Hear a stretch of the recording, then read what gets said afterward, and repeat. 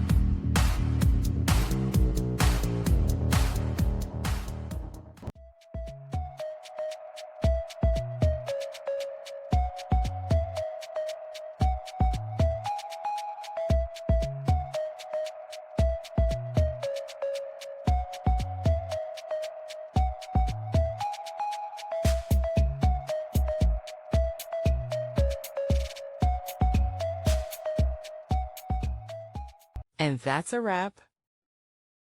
I hope you found the answer you were looking for. If you did, take a second to hit that subscribe button. It really helps out. And let me know in the comments which solution worked best for you. See you next time in the debug zone.